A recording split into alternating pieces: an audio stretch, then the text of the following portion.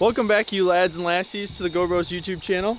Today we are working on the next part of the Dodge Journey conversion van build. We are going to be installing or wiring up the inverter. Colton's got a wiring harness diagram, basic schematic here. So your car battery obviously has your negative going to ground and your positive. That's going to be leading through a fuse. Then it's going to go to a solenoid, which we're going to have a switch on. So when you turn the switch, the solenoid will come on, allowing power to flow through here.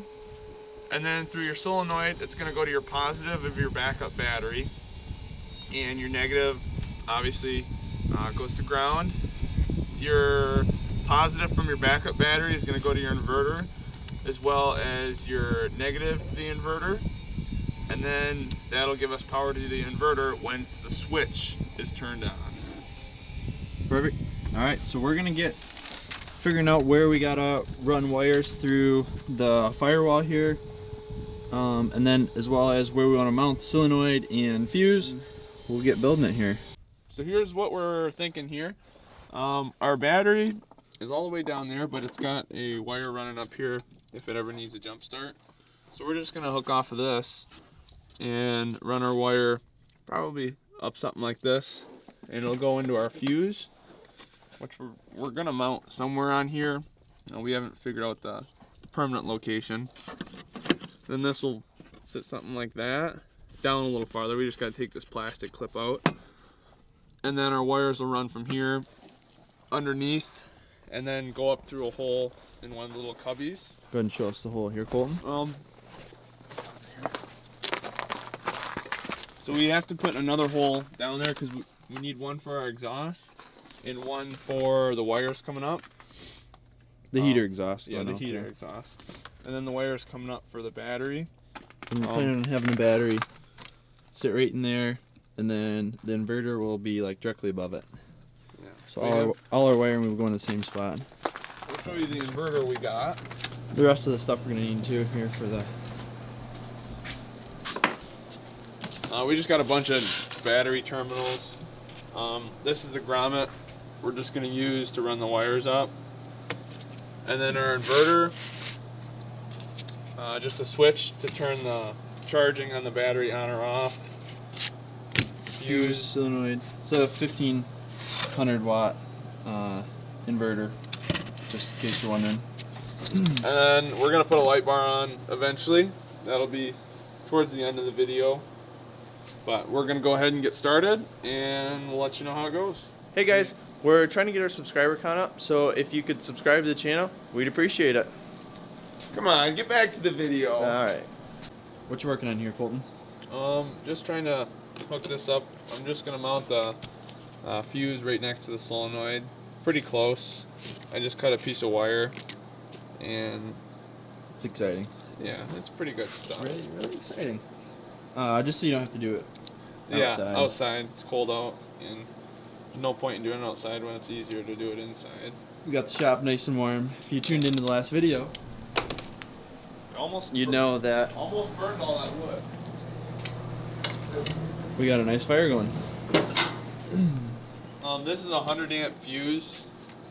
The wire we're using, or I should say the inverter, actually calls for 2 gauge wire, but we're using 4, and we're just putting a 100 amp fuse in it, so we shouldn't have any issues with it.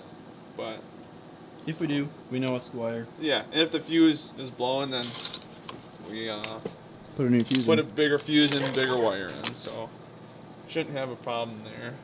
So I'm just getting this tightened up here, and we're gonna walk outside, and we're gonna mark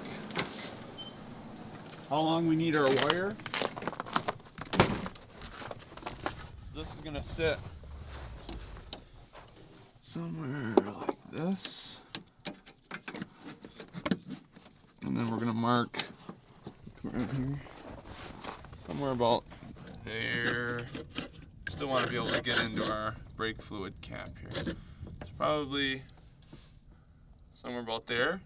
We're gonna go ahead and cut this. put a terminal end on it, and then we'll mount that up, and then we just got to run some wires from our solenoid here to the back. Here on the GoBos channel, we like to pride ourselves with our custom fabrication. Here is an example of our most recent fabrication here. It's the battery terminal cover. Fits perfectly now, and we can run our wire down to it now. Got the fuse and the solenoid mounted. Colton's over here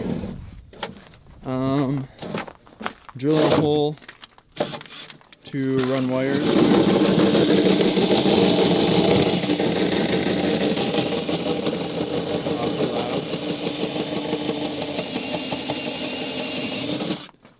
How's it looking, Colton? Almost done. Gotcha.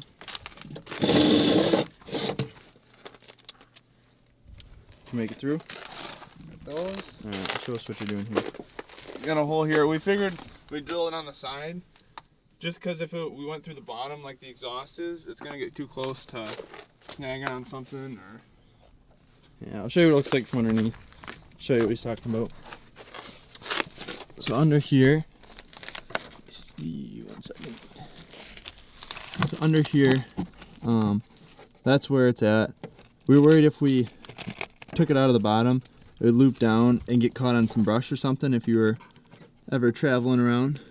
But that'll keep it so we can run it tight with this beam right there. So it will come out, and then we can use those as fasteners. And they run all the way along to the front because it's the frame of the vehicle. We're gonna start laying some wire, and we'll check back. Now that we've got the car on some ramps here, we're feeding the wire down in. We got it going in by the fuse there, right there. And then it runs through this cross beam to here. And then we have it feeding down down there, and then Colton's down here pulling it.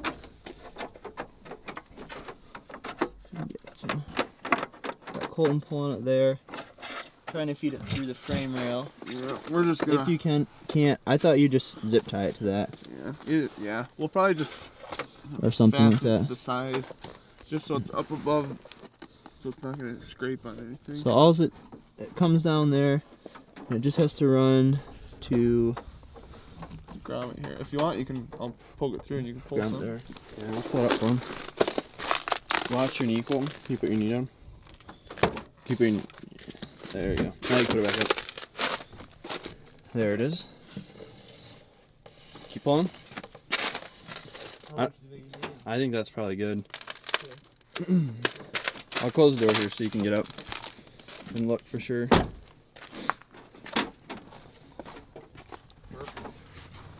Then we can get the battery / inverter box we already made put in here, and then we can hook the wires up to the battery. Now that Colton's got the wires attached on the bottom, we moved the battery box from the previous video in here. Fits nice. Colton had a thought of maybe putting some latches in here to attach it to the bed so it doesn't, because it wiggles a little bit because the floor is not level. So we got the wires coming up in right now. Coming in from the hole we made down here. Running into the side. And then we can get these attached. And then Like that. wire the battery to the inverter. And then also run some wires for the heater. Just gotta get the heater hooked up too. That'll be perfect. Now that we got all the main wiring done for the inverter, we now have to run from these two terminals, we have to run a switch into the Dodge Journey. So we got the floorboards pulled back here. We got this clothes hanger going into a grommet right now, and then we're taping wires to the other side of it so we can pull it through. That's the best way to do it. Otherwise, you have to try to cut through your firewall or go down and around, and that's what we think will work best. But then once we get the wires through here, we're going to mount either our 2 switches here or two switches here. One switch will be to turn the solenoid on so the battery back there can charge, and the other one will be to turn on the light bar. So we're kind of tackling both projects at once, but it's going to be easier than tackling one at a time. Colton's taping up the wires to the clothes hanger we're using to try to pull through. So we'll see if we can get it through here. Oh, almost slipped. Alright, ready? Yep. I'll start kind of pushing it as we go. Alright.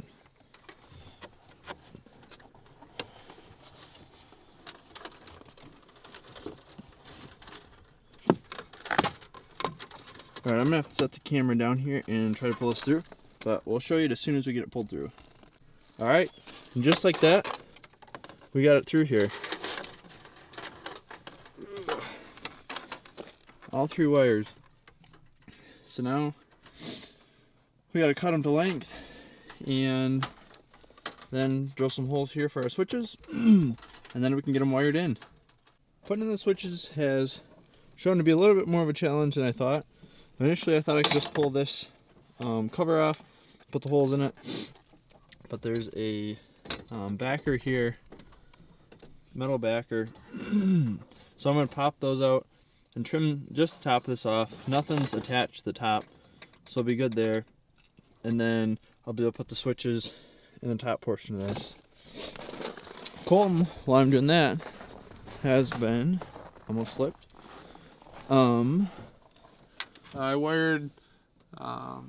We labeled all the wires so we know which ones went where.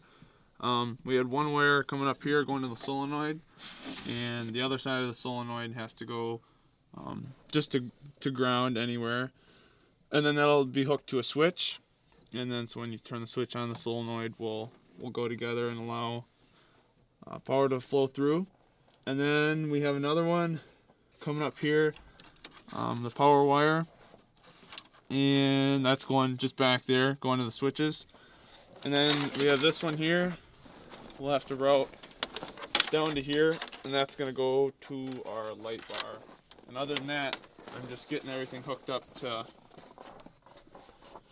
the battery here. Colton's done a nice job up here, keeping everything looking clean and no loose wires just dangling all around. So shout out Colton. Alright, we're going to get this done here, and then we'll show you once we get it finished up here. So we just got this all finished up here. We got everything zip tied where I want it and attached and mounted. Our custom cover here didn't end up fitting because I had to go on the other side of that connection point. We got everything done up front here. We also got, oh, slippery. We've slipped on that about 10 times now. Also got everything in here finished up. Got our switches mounted down here. I just locked it on accident. Got to put the rest of the paneling here back in, as you can see. If you want to go stand out there. Yeah, show us the light bar, Colton. Look at that. Mounted nice. It's tucked away. Alright, you want to turn it back off and bring your light up here to show what it's tucked away. It looks real clean. Nice and tucked away, kind of sneaky like. You wouldn't notice it until it's on, or if you're looking for it.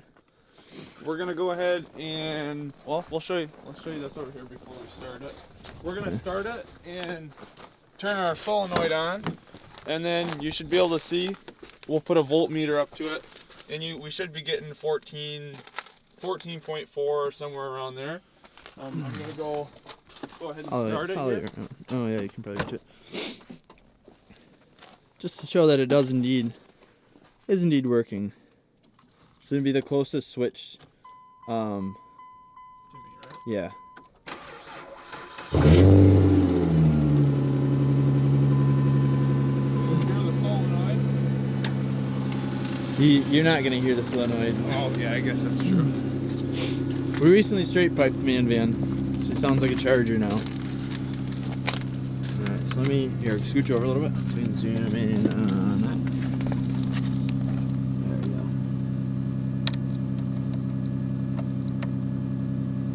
go. There's our 14.4 or 5 that it's charging, and once we turn that switch off, it should go down to 12 or 13 volts just from what the battery is normally at. Perfect. Works how it should. On that note, I think we're going to end the video there, and we'll see you in the next one.